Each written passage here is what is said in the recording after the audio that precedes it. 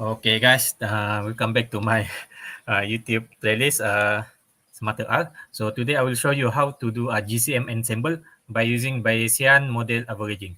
So sometimes we have a lot of GCM that we use, or sometimes there is subset of GCM that we want to ensemble. So Bayesian model averaging is one of the best method that we can use to do the ensemble. Rather than using only simple averaging or something like that, because Bayesian model averaging can capture variabilities very well we want to ensemble our model, especially for the when we do our study in the tropical countries, like most of my studies in Peninsula Malaysia, in Malaysia, or in Borneo, where rainfall variability, temperature variability is very high. So to ensemble the GCM, we personally, even the reviewer asked me to do the Bayesian model averaging rather than simple averaging. So let me show you how to do this Bayesian model averaging by using R. So let's share the code. Okay, this is the code uh, for Bayesian model averaging. So, but this code it's only calculate one grid point at a time to calculate BMA or Bayesian model averaging. But let me show you first. So the library that you need is BMS. You need BMS library. Install it if you don't have it, and then you also need the library matrix. And then let's see our working directory. My working directory is, let's close this. My working directory, extreme rainfall future projection, JLB. So I have published this paper actually. So the reviewer asked me to do this BMA analysis. So for CMIP6 future mapping, CMI6 future mapping, and then Bayesian model averaging. And finally, I published this paper. So you see, I assembled everything, but for each grid point, unfortunately, this method is not. But if you can modify this code actually, because I run it one grid point at a time. So I have 109 grid point over the Johor River Basin. So I'll calculate it one by one. So this is the result. The how we calculate it. So for example, I have two GCM. That is the top model, which is the Access ASM 1.5 and CMCC ASM 2. So I want to ensemble two of this model. So I can write, I want to assemble the future projection under SSP 126. Or you can do historical or whatever, or you can do 245 and any other SSP that you want to do is up to you. But I want to ensemble Access ASM1 and CMCC ASM2. But you have more model, you can add more. So I will read this one. So let's see, our dataset looks, how does it look? JLB Access, JLB Access. Where is it? JRB access bias corrected SSP, this one. All right. I have this data set and this data set, two of this GCM. I want to ensemble it. Let's see. So we have monthly data. I want to ensemble monthly data. So we have year from 2020 to 2100. So and months, and then we have 109 grid point.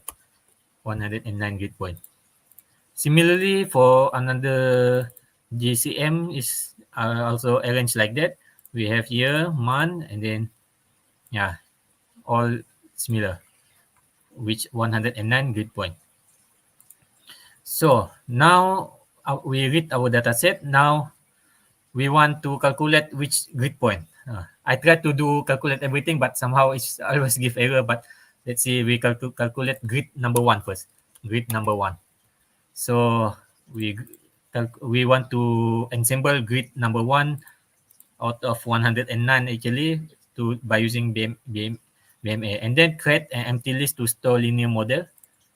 This by using this code, and then loop through the GCM, first GCM and the second GCM just now, and then you fit the linear model for the selected column, model data, GCM data, model data. This you can develop this linear model. for this one. And then do the loop, and then you can calculate BIC value for each model by using S apply, linear model and BIC value. You get the BIC value, and then you calculate model weights based on BIC. So model weights exponent negative 0.5 times BIC value minus mean BIC value, and then you calculate this model weights,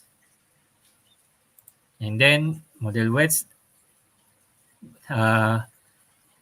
underscore sum model weights, you will get model weights. So because this is the reason I cannot do all the grid point, because you need to calculate model weight again for each of these grid point. That's why I cannot do all the grid at the same time. And then we can combine the prediction for each model by using model weight.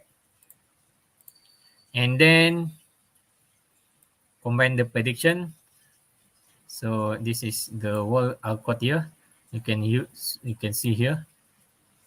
If you can ensemble prediction, ensemble the prediction plus model weight times predict linear model and new data GCM list, and then close it, and then create a data frame. You put it down here. Create a data frame with the ensemble prediction. So this is our ensemble data. So how we calculate the ensemble? For that one, for that V1. So after that we can get V1. For example, example. So we get this one just now. After that we ensemble this output. So this example. This is the ensemble model between that two top model just now. This is the value for ensemble model.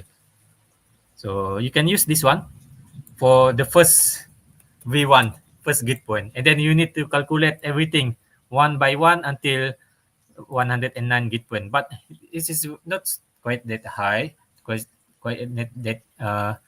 not that difficult. You can just change here to 2, here to 2, and then this here is to 2, and then you can run.